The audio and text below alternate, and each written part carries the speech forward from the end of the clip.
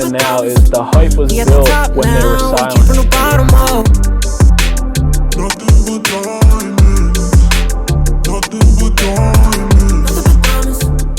Welcome back to another episode of iOvercameAnxiety.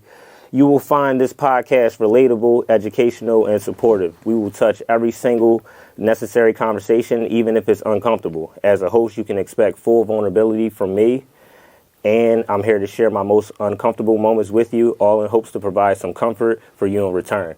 Now, we got a special guest here today. You know what I mean? We got a music artist, just overall composer, performer, singer, and, you know, everything. We got Anthony Winters in the building. What's up, what's up? My God. How you feeling? I'm feeling good, bro. Yeah, man. Finally getting on the podcast. Yes, sir. Talking about some real shit. Yes, sir. Appreciate you coming out. This was on the fly, too. Yeah. You know what I mean? Like, it was... This was texted about today. I love anybody who was cool with him. I'm like, yo, what you doing today? Yeah. Like, tight, you know what I mean? On the fly type stuff. Real conversation. Ain't even like I got a bunch of stuff, like, prepared for them. I just want the conversation to, like, you know, just flow naturally. So, yeah. But we can start here. Like, yo, bro, what was your upbringing like, just as a kid? Like, so I grew up pretty, like, you know, regular suburbs family. My dad had a pizza shop, so that was definitely a different dynamic, I'll say, than everybody else, because I was working at a young age, very high pressure, like.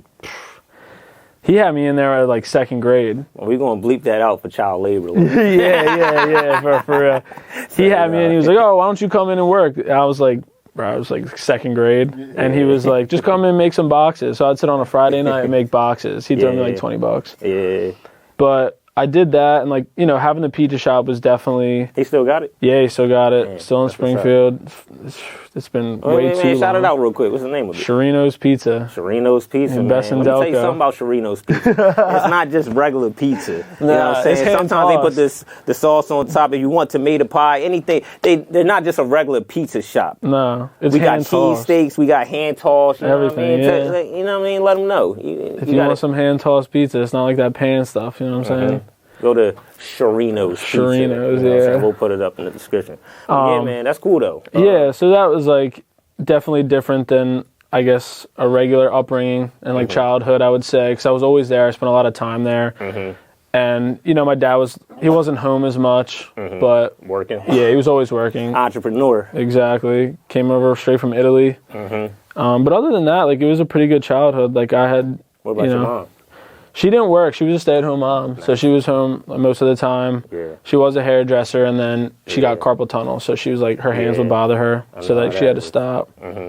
But other than that, that's like... pretty common, too. Yeah. With a lot of hairdressers, like, you know, they be messed up, and because even they backs, they posture and stuff. I know about that. You're on your feet all day. And same thing with the pizza shop. Like, we never really got to sit down. It was like standing up all day, running back and forth. Yeah.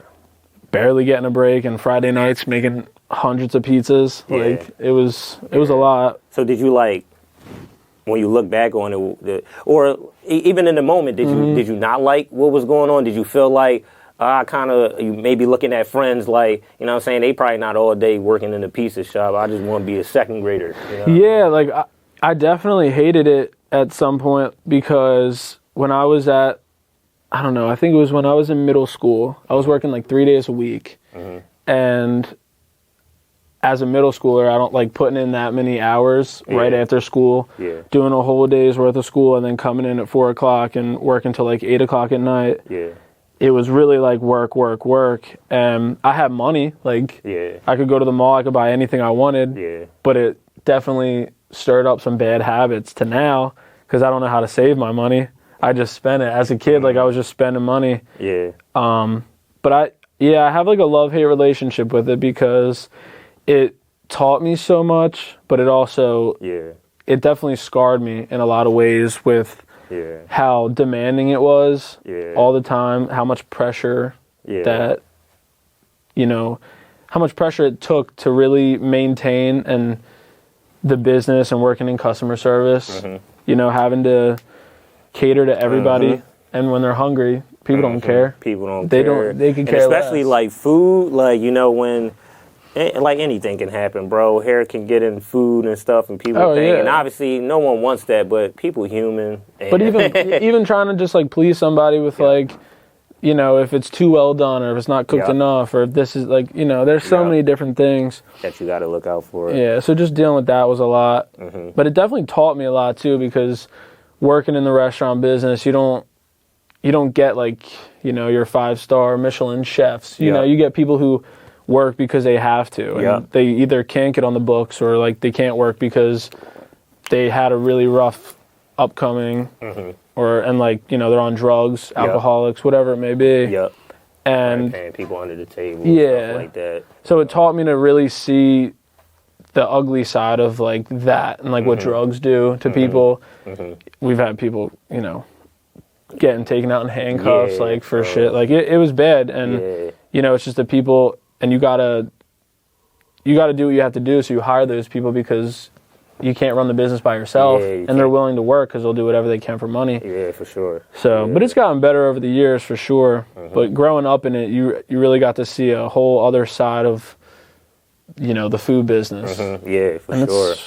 It's not for the faint of heart, I'll tell you that. Not for the weak, no. Yeah, no, I feel you. I'm not in the food business, but other aspects of what you're explaining, I can definitely understand that. And, you know, having to have like a certain criteria of an employee. It might not be the most ideal one, but it's just the ones that make sense, whether it's financially or you just meet people, you know, where they at, and especially like small businesses, like it's essential, the staff and you know the pay rate and stuff, and those criterias will group you, you know, with those certain type of people that are eligible for what you're looking for. Exactly. And it's also, you got to be careful with, you know, when you're spending that much time with those people, like you usually, like you could build up their habits, and you usually, you know, what type of habits, like you think like smoking cigarettes or? Well, like my dad, when he first worked at the pizza shop, he was smoking at like 12 years old. When he was like, got his job at like, working at a pizza shop where he was from, like they would just go in the basement, and he started picking up smoking at like 12 years old, because that's what they all did. And like luckily enough, I was young enough to not associate with the people working, because they were like 30 years old or whatever. They were too old to be like, it would have been weird to be hanging out with these guys. But you see those people, and if I was at an older age, and you know, if I was in, you know, 18 or 20 and I was working with all these guys, maybe if I didn't get to see all that, you know, if they asked me to come out for a drink, and then like, you know, one thing turned to another, you never know what could happen. And you're with these people for so long, every day, all day. You fight with them, you know, like they come to your Christmas parties, whatever, like it's like family. And I could see how you could definitely be influenced if you're the wrong person with their type of habits. So trying to avoid that was definitely, I don't think it was hard, but I could see how you could slip up with that, because a lot of them do that. You know, I've heard stories with people working at pizza shops, and they're like, you know, selling drugs while they're working, and like people are coming in, or they're selling it to the employees, and it's like they're all just shop, right?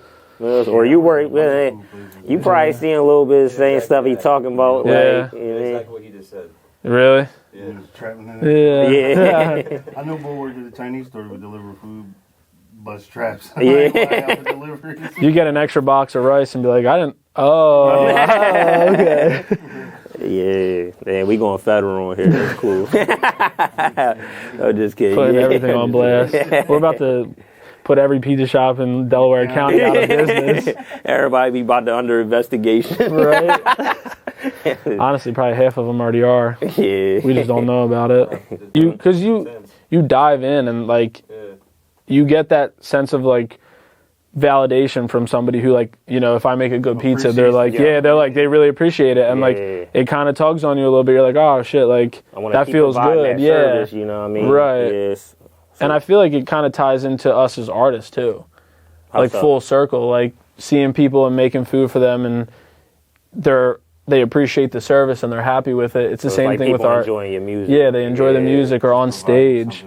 Yeah, exactly. Just like that energy. Even when I'm at the shop and I'm making pizzas, my dad taught me a way to make it and I implemented my own way to like kind of give a show. Like I'm like spinning it, like I post on Instagram. Like I do something different to get someone to look or turn their head and be like, oh, like that's cool. Or if a kid comes in, like try to spin it and make them smile or whatever it may be. So that was your balance with it. So you're like, okay, on this other side, as a kid, I'm hating it because I'm here, I'm working all day. Yeah, I got some money, but I'm just spending it, and I'm not really, you know, doing everything I really can enjoy with my time and stuff like that. But then you got the other side to where, okay, I'm seeing like some satisfaction in people from the service I'm doing.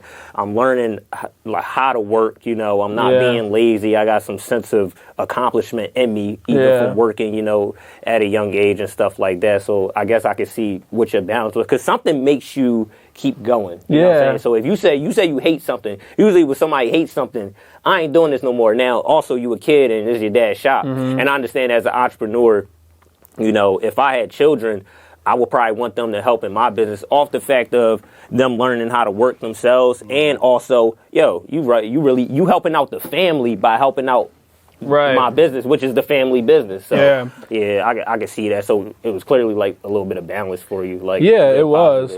And like with my dad, trying to help him, because he was getting to an age where it's like I don't want to see him constantly work as hard as he was working and stress as much as he was stressing. And if I could take a little bit off of his back, I would do that. But it's still, it came down to, it's like I had to make choices for myself, but like you said, something keeps you there. And I heard a quote recently, it's like, if you don't change it, you choose it. So like obviously we're choosing something. If we don't change it, we're choosing it. And I think like we choose to stay because same thing with bartenders. It's like you get that every day, that customer every day. Like you get your regulars. You build a relationship with your regulars. And for me, leaving that was leaving all those people. And that it's hard to like cut ties with all those people because you see them every day. Like they ask you how you're doing. Like they really genuinely care about you in some type of way. So when you have to kind of move on from that, you leave all them behind. And I feel like with everything, you got to get what you can get out of it as much as you can and take what you can from something before you leave. And I think I got to a certain age where I started realizing all the things that I wanted. And like the reason that I was staying there was, financial reasons. Like everything that I was making, I was putting into music. Or, every time I would be at that pizza shop and I would be like on autopilot, just stressing about everything. It was like something that struggling for this is going to make everything else worth it when it all turns around. So it was more of like the fuel to the fire in a sense too. But no, that's great. So now I'm, You have siblings? I got one sister, Older, or younger? Yeah, she's older than me. Okay. It's like 5 She had to years work in older. that joint too? Oh yeah. But she made it out. She chose the school route, college degree. So when you left high 9-5. school, I left high school. I was like, I knew I wanted to do music, so it was like, I left high school. I kind of entertained a couple colleges, but I never went. I just like toured them, and then I was like, you know what? I'm just gonna do this. And then my dad, I was just working my regular shift, and he was like, all right, well, if you're not gonna go to college, then like let me teach you how to make pizzas. And I was like, oh shit. I was like, all right. I was like, you can teach me. So he started teaching me. And then like a couple years into making pizzas, I was like running the front. He was like, all right, let me show you how to cook. And I was like, oh, damn it. So it was like after a couple years, he was implementing something else to up my role, up my responsibility. And then eventually I was doing everything. And at that point I was like, okay, this is like, this is scary because I don't want to be stuck here forever. And routine, something for a lot of people that I will say, if I can give any piece of advice, anything that you do when it's routine, you got to do something to get out of it, because like when I hit my 14-year mark or whatever it was, I think I was at the shop for like 13 or 14 years. Damn. Like blinked, bro. That's like you half blink. your life. Yeah, you blink. Damn. And I just remember making a pizza and I was like, oh my God, like I've put in this time. And I don't know where it all went. That shit goes super And it's because fast. you do everything at a routine. You wake up, you do the same thing. That's why these people in these 9-to-5s, they're like 50 years old doing the same thing. They're 30 years. Because that routine will just make time. The food industry, bro, or like the service industry in general, I guess, is very hard to get out of. Like, because I've seen it, like when I worked at Xfinity Live, and you know, Right. I'm seeing everything. So I'm seeing the bartenders, the servers, the bar backs, the managers. Everybody like was crying about something. Yeah. Like, or mainly the job. Most people hated the job, and I'm sitting there. And I know why I'm there. I'm like, I ain't gonna be here that long. I'm here. I was kind of fresh out of school, like a little bit. I'm still doing the music. I'm like, I'm putting my work money to my music money. I was comfortable where I was at, and I knew like I ain't about to fall into no like rat race with this shit. But other people, I'm looking. I'm like, why are you here? And when I was there, I was younger, so I never realized how much. I ain't gonna lie. A lot of people there, they kind of did look young for their age, I would say, because I didn't realize how much older they were than me. And I was like 21, you know, being there at the time, 21. And people I'm talking to, they 35. And this person he don't look that much older than me, but he's 31. And he like, and I'm just like, dang, I'm definitely not, I'm not here past 24, let alone like, 30. So like, I just can see how you could just get wrapped up, because it's like the trap. Some days it's slow, some days it's fast. Exactly. And they would tell me, I never was a server, and I never wanted to be one for that reason, because I was just like, I don't want to be a server. But they would tell me, yo, I made $700 this night. And then they'd be like, yo, bro, I only made $20. I'm trying to go home. Like, and I'm like, man just said he made $600 that night. Now he all mad. Now he giving motherfuckers attitude and all of this. I see how moody people is. I see people on drugs, and Cause bro, and you deal with so many people that you can't please everybody, and you're gonna get like. You're going to get people that when you deliver, I was just having this conversation today about delivering to like older people. I don't know if they're stuck in the past or like they don't realize, but this one woman, I don't know, it was like $13. She handed me like $15 and was like, could I get like 2 back? And I'm like, what are you going to do with that $2 or whatever? And then I get back in my car, I'm like, you gave me like a 30-cent tip. And she's like, keep the change, honey. Like, I'm like, what am I going to buy? Like a gumball or something? Like, and people won't tip, but you have to take that on the chin and be like, all right, this sucks. And like, you hate that. You want to leave, but then you have the night where you make like $600 and then you're like, oh, well, I'll stay one more. And then you have the night that's. And you chasing that $600 night every time. And then it comes around, but then. It ain't, You could have 5 bad days, and then you get that 600, and you're like, I'll stay one more night. And you bag in it, And then it's just the circle. And some people are there because they have to. For sure. They can't get most any of the people other I work jobs. with, a lot of single moms, or maybe single dads, or some young people definitely trying to figure it out. But really, mostly people 30s, 40s, even 50s. Like most of the people, even working at diners and stuff. Like you see who works in a diner. It's mostly some fairly older chick serving you. Like in my experience, all the diners I go to, it's the staff is like much older. Even the people like checking you out and stuff. And ain't nothing wrong with working and stuff. But I mean, you wonder if other people had other plans. Than what they might be doing. But life's not promised, bro, and something, anything could happen and like change everything. You just made me. I gotta get like a server on here. We gotta have a server like, or a bartender like point of view from it, like how you get in that kind of rat race and how it's hard to like get out. And even the nightmares, like you probably know about, I forget what they call it, but it's some nightmares you get, like you might, in your dreams, you might wake up and be like, oh damn, I forgot to get that person rent. 100%. I forgot actually, 100%. You know what I'm saying? Whatever that server anxiety is. The printer like of just the orders, I hear it in my sleep. I'm like, oh my God. You wake up and like sweats, and I'm like, oh my, like I've had dreams where my dad's freaking out because the pizzas are all burning, and I'm in there like there's customers, and then I wake up, I'm like, and then 11 o'clock comes, I'm in there, and I'm like, shit, like I just had a nightmare about this place, and I'm back. Damn, it's rough, bro. That's tough. Dang. When you start doing music? Senior. No, I was just gonna say a lot of the people too that are there, like they're dreamers, like they're like same thing, like they're chasing something that. They know that if they get stuck in the 9 to 5, that they kind of have to put this whole thing aside. And a lot of them have bigger plans, and some of them, I guess their plans don't work out. They don't work out like that. It really don't. I mean, you could do a lot of things if you put your mind to it. But 100%. man, life, this don't come with no guidebook. And everybody out here, you can plan as much as you want, but I mean, not everyone is a believer in God or a believer in something higher than them. But clearly, there's something. I feel as though someone should believe in something higher than them, because we can't really control nothing down here.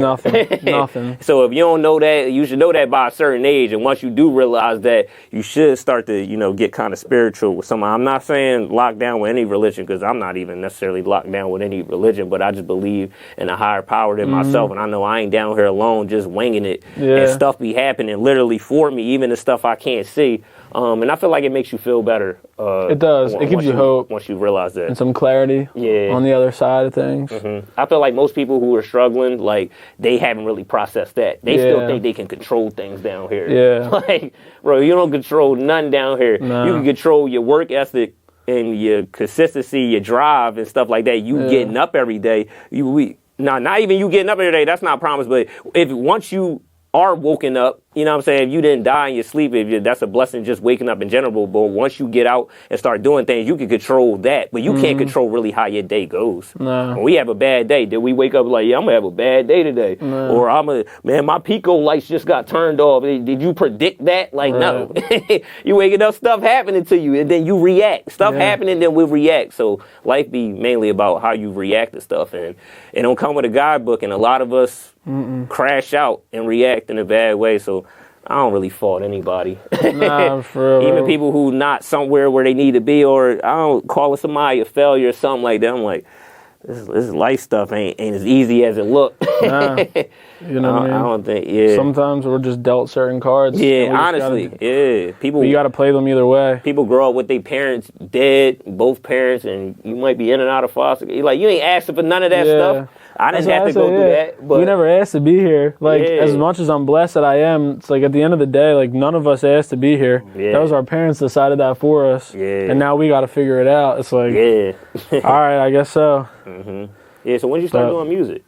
Senior year, I started doing it, like, I started taking it seriously senior year. But I was always into music. So you were releasing music, like, in high school? Yeah. So how was that? Like, because I know when we were in school, people wasn't really, and especially in Delaware County, I don't know what part of Delaware County you was in, but people ain't really care about, especially no rap, local artists, you know what I mean? It was very, tough trying to put out music in high school and trying to get people to gravitate towards it. So what was that like for you? It was interesting. So I dated this girl and I wanted to pursue music, like, fully. I was, like, in it. I knew that, like, I wasn't going to college. And you knew that from the rep. Yeah, like, I knew that from, like, freshman year. I was in and out of, like, the IEP classes, getting help, whatever. We gotta touch on that. I was never a scholar. But it was my senior year, and I really wanted to pursue music. And maybe it was it was senior year. And we were dating, and I, like, kind of had a conversation with her, like, look, like, I know that I'm not going to college. Her mom really wasn't happy about that. Your girlfriend's mom. Yeah, my girlfriend's mom wasn't happy about it at the time. And I was like, look, I really want to pursue music full time. Like, maybe we should break up. So I was like, I got to cut this off. Man. So, it was straight shooter. So, So, but I ended up cutting it off. You was focused. Okay. Yeah, I ended up cutting it off. And she was still kind of, like, trying to, like, stay in touch. And she sent me a studio in Westchester. So she was, like, doing some research. She was like, hey, like, I know you want to pursue music. Like, here's a studio. Like, if you I know you're trying to pursue music. Like, I just wanted to send this. So I was like, well, thanks. Like, whatever. And I end up calling the studio. I tried to get an internship there, but they weren't doing that. Because I thought I wanted to do music. I wanted to sing and rap at the time. But I didn't necessarily know how to navigate it.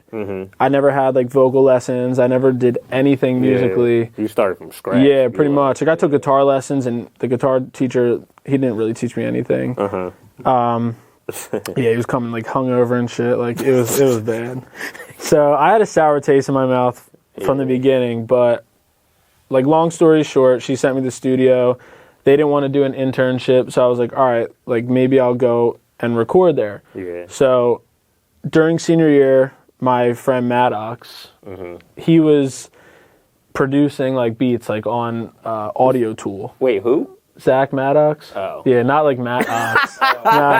Nah. He when I was in high school. You had to clear that up because I'm pretty sure the viewers would have seen. Yeah. They would have thought. Yeah, I was like, bro. wait, I thought he was kind of younger than us. But. Yeah, he would have been like in first grade if I was hitting him up in high school. He was popping in first grade. Probably, yeah. No, he was. He was like 13 when he was. Playing, but Yeah, with the fidget spinners. Middle school, but he was that's funny. No, Zach Maddox. We Shout call out to him, you, bro. Yeah, shout out to Zach Maddox. No disrespect, best man. friend. Yeah, I was just in his wedding. Like, that's my guy. Yeah. And we definitely, like, we started together. So it's, he was making beats and he would come to the shop where my dad worked during the weekdays while I was prepping. He would come down. I would like cook him food. We'd chill. And he would do my physics homework because I was terrible at physics.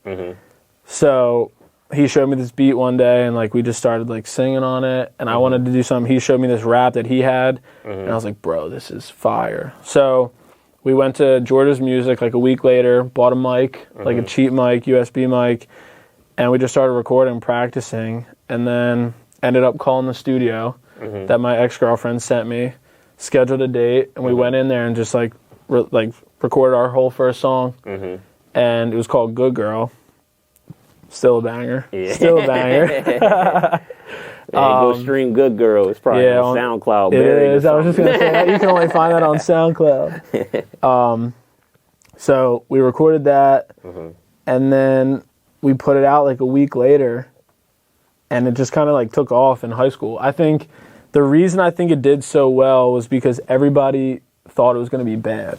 And I mean, some people might think it's bad, but I think they were more surprised. Like, oh, that shit kind of good. Yeah, they're like, damn, like I didn't think they could sing or rap. Yeah, like, and it was.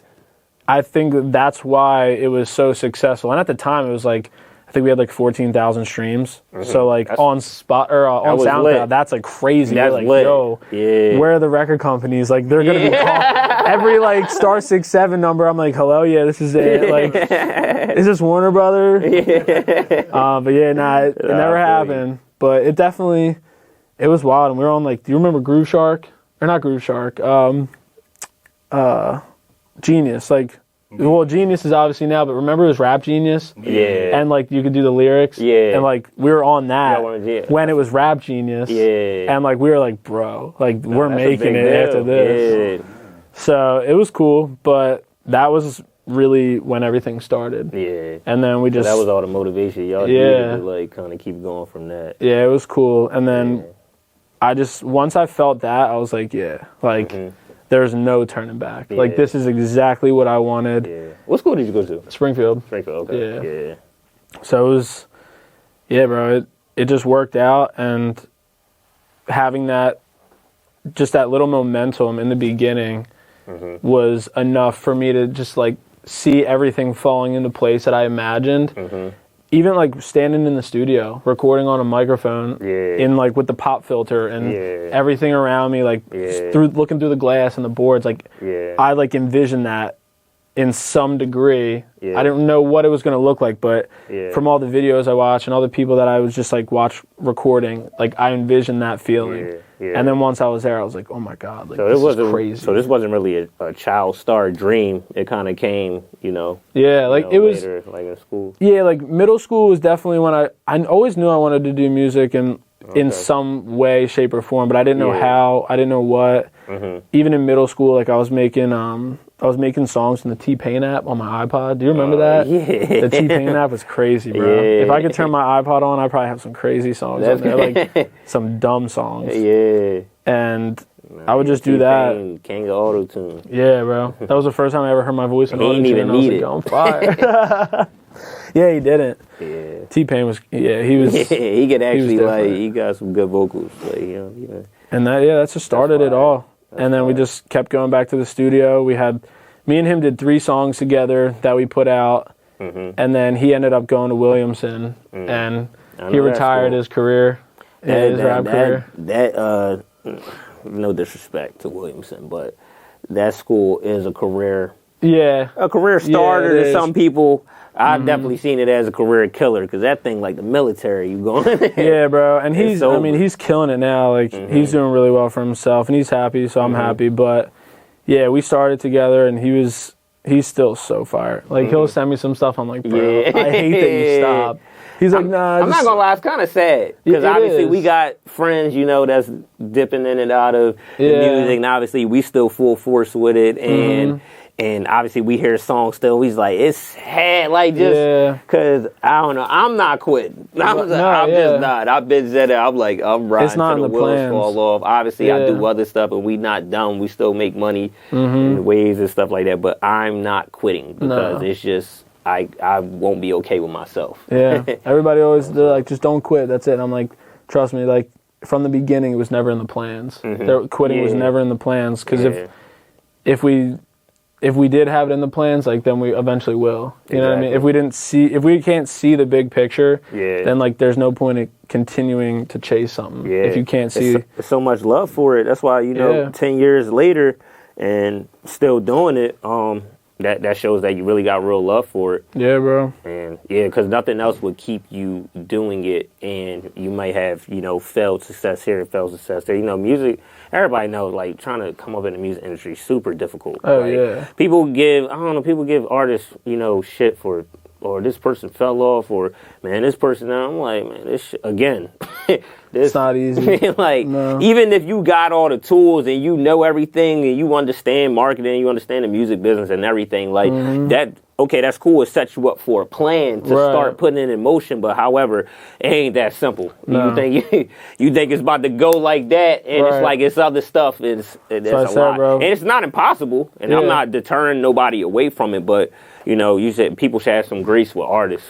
They should, because now with everything with social media, it's definitely easier to get recognized, in some aspects, but it's also harder because now everybody's doing it. It's like before you would have to go to the radio stations and do this and do that, and like you had to really hustle. That's why I'm not gonna lie. I'm like, I wish like we were kind of in a different era because I feel as though we would definitely be out hustling people. Yeah. But your hustle can be there, but it ain't all about that because you do got to have your internet, you know, stuff. You can't just be hustle outside. Because I hustle crazy outside. And I understand that, like, but without doing stuff, being active on the internet, because I kind of took a break from content, like on the internet. I just didn't care. I'm like, I'm not gonna waste my time trying to do content, and I already did it, and I've been viral and stuff like that before. So I was like, I want to be outside because I was doing a bunch of internet stuff, but I wasn't making connections outside. And in the music, you have to make connections outside. That's your so biggest I see sale. you doing that. It's like in front of people, like talking to people, getting in front of people. It's like that's what turn people into fans. Because you could post a video and someone could be like, I don't know, I don't like the way he portrays himself, or like, oh, he's trying to do this, trying to do that. But until you like get in front of my face, we have a conversation, I could change everything that you thought about me from that video by that conversation. Because even performances. Exactly. I see you take your performances super crazy. I've even asked you stuff like about, because I look at, you know, bigger artists and when they performing and what type of in-ear mics they got to, I ask you about all that stuff because I noticed you performing as if, you know what I'm saying, you are on that same level, and, you know, you gave me some insight, you know, on some stuff, and it's almost like a cheat code, like when you performing and stuff like that. That's that's what I will say to artists. It's, you don't, with content, do whatever you want with, like, the content. It's, you know, I don't think artists should put as much effort into certain things that they do with content because it just gets washed away in the sea of content that you're supposed to be posting. But in the aspect of live performances, music videos, and like the actual song itself, like don't skimp on anything. Like if you're gonna do the live show, like every live performance that I had with a full band, like they get a dress code. Like they like I pick out my outfit. Like I buy exactly what I want to wear that day. Like it's a complete. Like, this ain't no winging it shit. No, like, and a lot of people will just go up there, like, and look, whatever anybody does, like, whatever your style is, that's cool, but some people go up there with a hoodie and, like, they don't put thought into it. I get styled. And you can, every show. Yeah, like, you have to. You got to put 100% into everything you do. Even your band members, it's like, you're going to get a dress code, like, I want you to wear this, I want you to have this vibe, like, you know, I did a live show, the one I posted on Caviar Pancakes, and the garage that we were in, like, I built the whole set myself. I spent way too much money on fabric from Joann Fabrics just to get the wall to look a certain type of way. Yeah. And I just think a lot of people, I mean, do what you can with what you have. Right, with the resources you got. Yeah. However, you should be, the goal is to really take it serious and actually be a serious artist. What do the serious artists do? These people have wardrobe. Right. This ain't no stuff that we just pulling out. No, this is what happens. People have costumes, wardrobes, and people even got multiple changes throughout shows. You come out like you're putting actually on a show. Even with my like music videos, like, crazy to say, but like my games music video, like I had a full face of makeup on. Yeah. Like I had someone do my makeup for me because I was like, I want to look a certain type of way. Yep. Like every artist that goes in, doesn't matter who they are, where they came from, they're getting makeup, designer, everything. So it's like, I think everybody's got to take it. You, bro. You got to take it. You understand what's going on. You understand what's going on. You got to compare yourself to the big leagues if you want to be in that like pond with them. You know what I mean? Yeah. And that's what I think is huge, is like taking the extra step, because it'll show. Exactly. It'll show every single time. Yeah. You care what people think? Nah, not really. In general, though. Yeah, I mean, to a degree, like, I care. I'll say this. I'll care what my close people around me think, because they have my best interest. And the people outside of that, I don't really care what they think, because it's at the end of the day, you might walk by somebody, that'll be the last time you ever see that person. But it's if my close friends, if they're like, yo, Aunt, like, they check me on something, I'm like, all right, let me rethink this. So that's. You answered that perfect. Yeah. Everybody, I don't know, I think I probably asked everybody who came up so far that question. People had their own, well, if anybody else, you kind of was really confident in knowing it, but everybody else, it kind of makes them think, and then they kind of come to that conclusion. Right. Because that's what it is. I feel like, life is a balance. Everything is about balance, and it's like, if you do too much of anything, it can hinder you, or if you do too less of anything, it also hinder you. For sure. Yeah, so you answered that perfect. It's like, I care about what people think to a certain extent. Yeah. You should listen to someone. We got 2 ears and 1 mouth. You should listen a lot. Right. However, everybody don't know what they talk about, and you listen to too many people. Yeah. Now you're getting pulled here, and then you're gonna break. Exactly, and like you got to be super secure with yourself. Like if you're very secure and you understand yourself, what you want, and like your vision or whatever it may be, listening to too many people can't hurt you if you're secure. Right. Like, but if if you're listening to everybody and you're unsure of yourself or like what you want, you could start thinking this person's thoughts and then this guy and that girl or whatever, and then you start like you just get discombobulated and you're like, whoa, where do I go from here? But if you're secure and you understand yourself, like nobody can really veer you off. It's how you want to be veered off, I guess, in a way. Like if I'm doing a writing session or if I have an album cover, like my homies are always going to get my album covers before I put it out. I'm like, what do you think of this? What do you think of this? Like, can you listen to this song?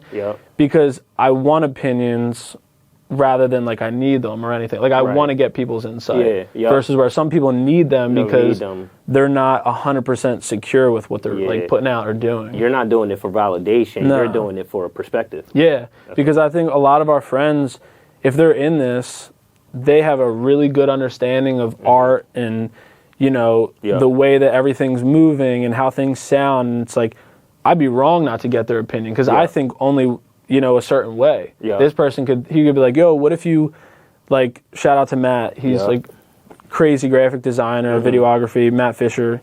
Shout out Matt Fisher. He I'll send him my album covers all the time. And he'll just be like, yo, why don't you add shadow under this and like change the whole entire dynamic of the thing. And I'm like, I wouldn't have thought that.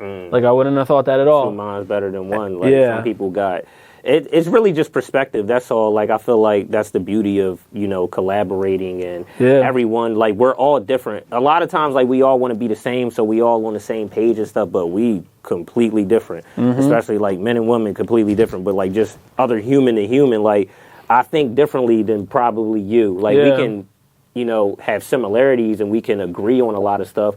But ultimately, we got different experiences.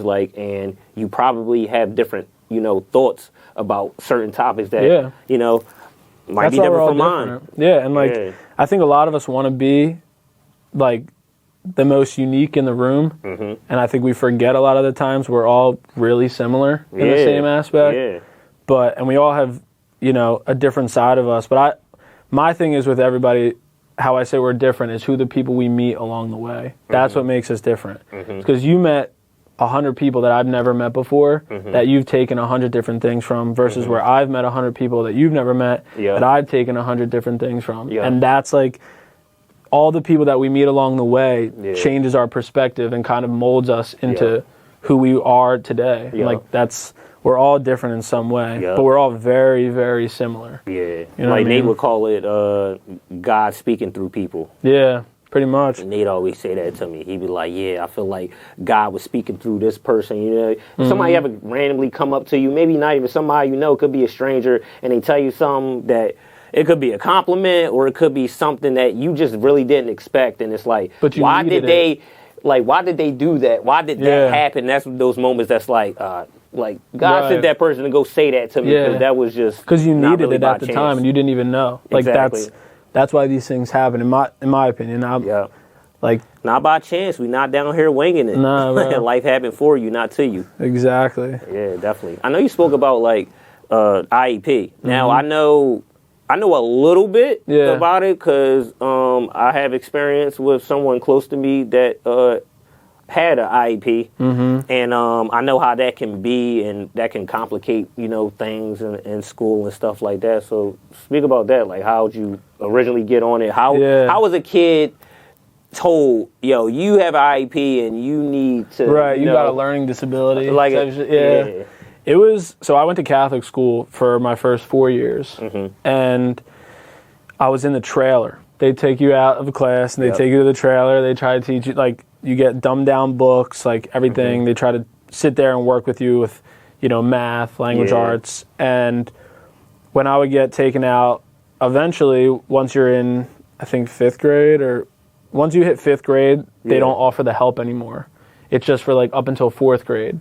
So once, like, you know, I was... So once you hit 5th grade, you saying like they gonna throw you into the fire with the other kids, and you still might have the IEP, but and you might have some little, or they might give you some more time on like test taking or well, that's what they did with 4th grade. Okay, and then I guess like they had a conversation with my mom because I was in like summer school. Okay, and the teachers basically like straight up were like, we can't help him anymore. Like we don't have the resources, or we don't have like the teachers to help him. So they were like, I would suggest like maybe putting him into like a public school.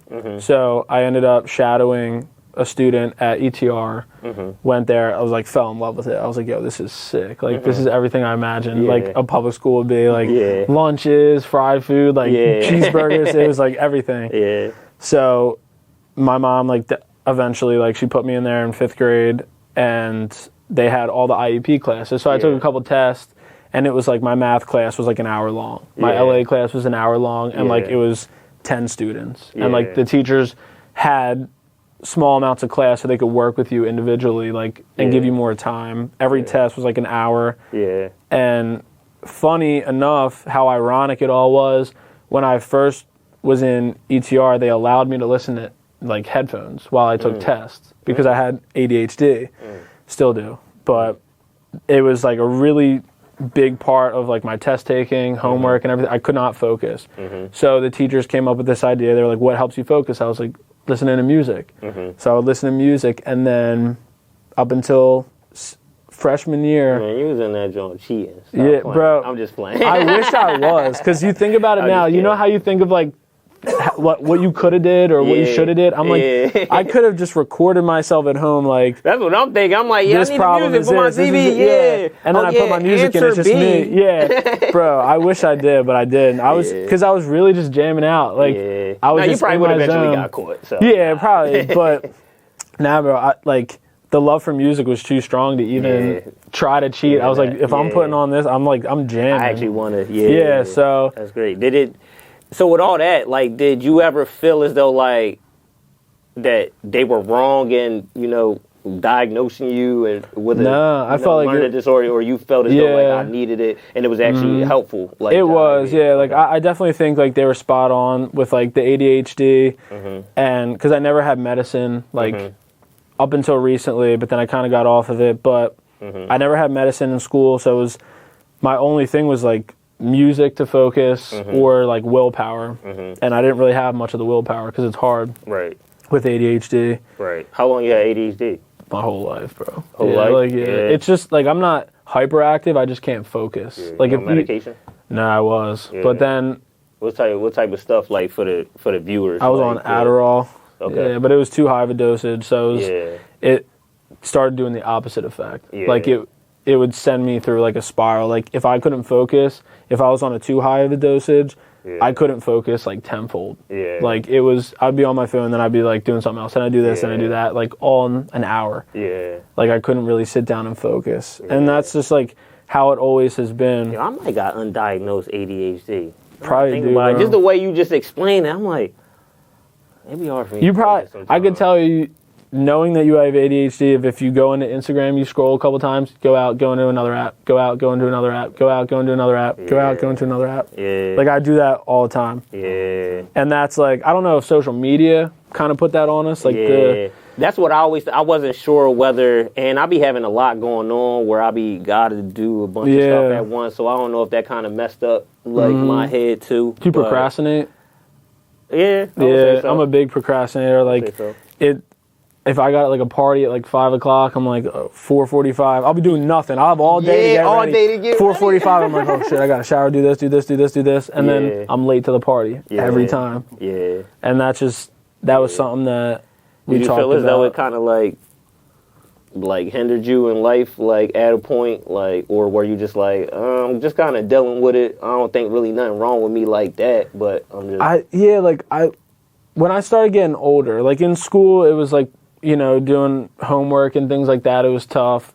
But then once I got out of school and I had to like do my own thing, like working in the shop, like I knew it so well that even if I was unfocused, like I could still, it was just like autopilot. But what I noticed with ADHD is if it's something that you truly love and you're passionate about, you'll hyper focus on it. Like with music, like I'm not thinking of anything else when I'm in the studio. Like that's the only thing that I'm thinking about. And if you like really love it, like you're in it, like you're hyper focused. Or if I'm like, I get into rabbit holes with like, I don't know, if I want to get like, I don't know, what, like into bags, like some reason I'm into like bags and I want like a backpack or whatever it is. Like I'll hyper focus. I'll read every single reviews or like cameras. Like I want to get a new camera, so I watch 1,000 videos on like cameras. I can tell you everything you need to know about a camera. So we're basically like human interest algorithms. Like we operate when we have like a strong interest in something. And that's what captivates. And it's like a superpower because like what takes somebody, maybe like 10 months to do something that they're passionate about. I guess without ADHD, it takes us like 5 because we like hyper focus and fixate and like just get obsessed with it, and then we deep dive into it. I never had a shot in school then, now that you say that. Yeah, no, I never had a shot. It was it would be times like in school, like my mom, she got on me so bad. I just never got good grades in school. I would even try sometimes. I was like, you know what? I'm going to stop the BS. I'm going to be a good kid. I ain't going to get suspended. I'm going to do my work. And I would like, it'd be days, I probably last like a week of me trying to like be a good student. It just, I can't. No. I'm like, I'm learning about that. I just couldn't. And that was I just could not. That was my argument. I was like, I didn't what care. am I going to do with this? I didn't care. And then when I left, I just did not care enough. Like so now that you think about it, it's just like, I can never see me really going back to school because again, the interest scary, wasn't there. You can't force somebody to, you know what I mean, if you're not interested in anything. And the only thing that can trump that is the need for money. You know what I'm saying? You doing something, but that's exchanging your time for a job and money. But it's like sometimes the money, like to me, if I'm not interested, like you really couldn't pay me an amount of money. Like I'm just not interested. Like I can't. I literally can't force my brain to want to do this because I just don't care about it. Like if some people will be talking and I'm like uninterested in what they have to say, it's like messed up as it sounds, like my brain just shuts off. And not like, I don't mean to do it, but like I just like, I wander and I'm like, bro. I don't care about I'm so sorry. What did you just say? Right now, bro. That's what it is, right? Yeah. Yeah. And I'm like looking, I'm trying to focus and like, I'm just like, yeah. But my brain inside is like, tell this bull to shut up. Like, yeah, like you're thinking about something else. Yeah. It sounds like a, a-hole move, but it's like if the interest is not there, it's like, it's just how we're wired. Not there. Yeah. And you can't force it to be. Like, people ask me, like, I don't know if you knew, like, I used to, like, make clothes and stuff. Yeah. And, well, I would do stuff my own brand, like me and Mills, but we made clothes for, like, companies and all that. Right. At a point, I don't know, I can't speak for him, but at a point, I was not interested. Like, even now, like, people ask me to make clothes all the time. Yo, bro, you still got the machines? Yo, I got this clothing brand. I need you. Yo, I'm like done. No. For one, I don't got the time. It's too much stuff going on. So I'm done. I can't like, and really I need to. I'm such a person. I really need to stop. Like, I need to tell it how it is sometimes. Like, I'm such a like trying to make people feel comfortable all the time and not trying to like tell it how it is because how someone might take it. But I literally I don't know why I don't say, yo, I'm not doing clothes no more. Yeah. Bro, you should probably not ask me to go do somebody else. I ain't gonna lie, get people to run around. And I'm like, I should have just told them I'm not doing it. Yeah. But yeah, that's something I struggle with. Because you want to please people. Like, that's like what we all want to just like please people. And like, I don't want to let somebody down. Yeah. So it's like, we try to do what we can. But like at the end of the day, we got to focus on us and just be like, I'm not doing it. Like, I'm not doing it because I don't want to. Yeah. There's no, comfortability and growth. No. Sad to say. And I'm like, I love being comfortable and I love having other people be comfortable around me. Like, if somebody not comfortable around me, my whole vibe off. Yeah. So I'm just a person that always going to try, make sure like somebody cool around me. And I can already tell if somebody energy super off because I'm already testing the room out. So exactly. It's being observant too. Exactly. You got to be observant. But sometimes you got to, put yourself in an uncomfortable spot to get to where you need to go or get your point across because people don't understand nice communication. Nah. That's one thing I even learned as a kid. Yeah. Like for us, I always say like we got to become comfortable in being uncomfortable. Yep. You have to. Like because we're always going to be tested. Yep. Like things are always going to be changing. Yep. Everything's going to be shifted. Yep. One day we have it all, the next day we have nothing or like problems will not stop. Nah. So it's like if you can get comfortable at being uncomfortable, you're kind of like undefeated at that point. Yeah. Like there's nothing that could really stop you. Yeah, for sure. Sure. Man, bro, you dropped some gems today. It was a great conversation. I ain't gonna lie. I feel like a lot of people gonna get a lot out of what you said. I hope so, man. Same with you. Yeah, no, I appreciate it, bro. Anything. It's really be about the guests. I share my stories on other episodes. Like we don't always do like interview like content. We like do personal episodes. Right. Other like vlogish, type stuff. But you are a great guest for sure, bro. Appreciate you, bro. Now, anything else you want to add, like before we get out of here? Want to shout anything out, or want somebody to know something that about a particular situation that someone could learn from that you went through, maybe a hard moment in your life or something? Not asking you to say something, but just anything you feel like you need to share.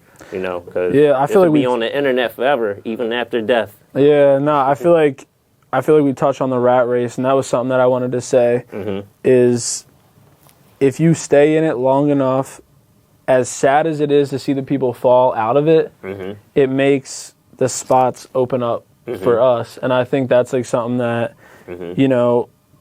we got to keep in mind. It's when like we feel like we want to quit or we feel like we want to just like stop this whole thing because we've been doing it for too long and like none of our friends are doing it anymore. It's like if we just keep going that extra mile, it's like there's a picture that it's tough right now. It is, yeah. Just off of that fact alone, because people are starting to look at us like, yo, you still like doing it, like, but we kind of see something. I'm like, I see light at the end of the tunnel. I like finally actually got a like little bit of a clear picture now of what we need to do to get. But it's tough right now because a lot of people falling off, and then everybody like, yo, man, we got kids and stuff. We need to. It's time to live your normal life. Yeah, and start like, a family. What are you doing? That's tough, but we can't like. If we believe we were born to like stand out and not be average, then like. We can't compare ourselves to the people who are doing the average thing. Amen. Because like by design, like we all are like, you know, Amen. we're all taught to Comparison. be average and, you know, normal and just Yep. live a normal life. Yep. But if we really believe that we're not supposed to be average and we're supposed to stand out in this world Yep. and be bigger than what we think Yep. we could be, then we can't compare ourselves, you know? We just Nope. got to keep doing it. You got to know which side of history you on, because Yeah. honestly, everybody can't be Michael Jackson. No. Everybody can't be some crazy, you know, superstar, influencer. Like, you know, there's still people that have to, who gonna pick up the trash? Yeah. Who That's true. gonna deliver the mail? Right. Who gonna, like, you know what I'm saying? I don't disrespect nobody in, No. I don't know, job titles or whatever, as long as you, because there's a lot of people who happy at, you know, being a server or Yeah, being like, they're you know, content. whatever. So not to knock anybody. I know we was like killing the serving Yeah, bro. industry and stuff like that, but we were just saying to say like a lot of people are unhappy. We were Yeah. speaking on our experience seeing people unhappy and having certain habits with it. But I've also seen people who do like what they do. They make, you know, good For enough sure. money. They support themselves and they cool where they at. Yeah. So as long as you, like you said earlier, secure in yourself, that's all that matter. But yeah, everybody can't be a superstar, and people gotta, you know, take pride in a job that someone might think is lower, but ain't no job lower. You just following your purpose and passion. Yeah. That's all. And it's, the, you know, the cards you dealt. Exactly. You just got to play them right. But anybody could be the next Michael Jackson if they wanted to, I believe. Yeah, for I sure. mean, somebody's got to take his place eventually. For sure. You got to rewrite I this. don't know. I don't know. Mike kind of Nah. left it a little unfair, bro. He been Yeah, he killing did. stuff since he was 5. Like That's true. And then the appeal is different. Like Right. now, like with, you know, the internet and stuff. Like I be telling Mills talking about this all the time with him. Like the fall off culture. Like that wasn't even a thing, and people don't even Yeah. call it that. I feel like I'm the first person that's calling that the fall off culture, just like a cancel culture. Yeah. And there's a fall off culture, like in music, where fans can't wait to say someone fell off. Right.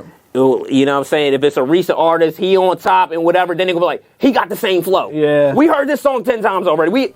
Okay, that's his sound. Yeah. Like, what do you mean? Like, they didn't, rappers back then and artists back then didn't get killed for having the same similar No. sound in a lot of the songs. There also Like, wasn't as many of them doing it. Like, so, Yeah. like, it's kind of hard to not steal somebody's Nah. flow or sound the same because you got like 100 million more people We've doing seen a lot of making shit music. be done. Yeah, so back then there was less people doing it, so there was more room for originality. But you know, And just like social media, I feel as though like Michael Jackson can make people, you know, fall out and stuff like that. Yeah. Because he had a certain aura to where, like, I don't know, you almost felt like he wasn't a human. And I feel like social media, even though it's not real, we get to see people's lives. Like even Will Smith was just talking about it on $1 Million Worth of Game. He was like, I had this transfer from being private to being an influencer Yeah. now and now doing content and stuff. He said I wasn't on that, but even somebody Will Smith who does not have to do that. Yeah. I think Will Smith would have been fine if he does not start an Instagram. Right. Obviously, it elevates his career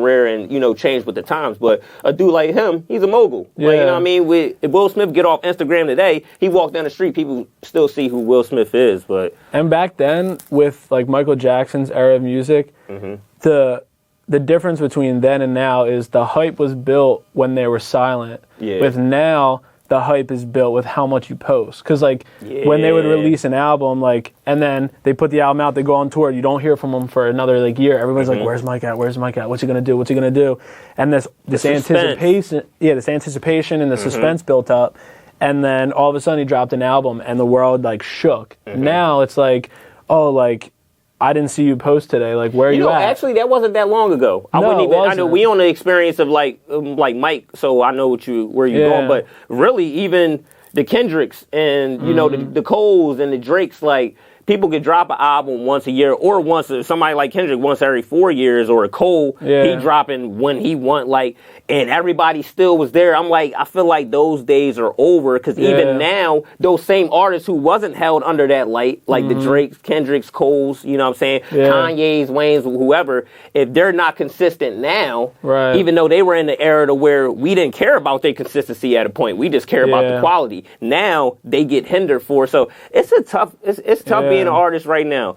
I don't want to say it was tough. It's tougher now than back. I don't want to compare, you know, industries too much. I'm just pointing out. You just got to see the size. What it is how now different and the stuff that we have to navigate, you know, as artists. Yeah, man. Well, we ain't gonna keep y'all too long. But yeah, man, shout out This was Anthony a good Winters, conversation, bro. Yeah, my guy. Thank you for Appreciate coming on, man. And this has been another episode of I Overcame Anxiety. Make sure you subscribe, like, comment, and all of that. You know what I'm saying? Get your merch. We gonna have it on the description and all that. I should have worn my hoodie. Yeah, anything he want, you know, anything you want on the description, we could put that on there. Anything you selling, whatever. But he's an amazing artist, and glad he could come out, my guy. Yeah. And we out. Bro.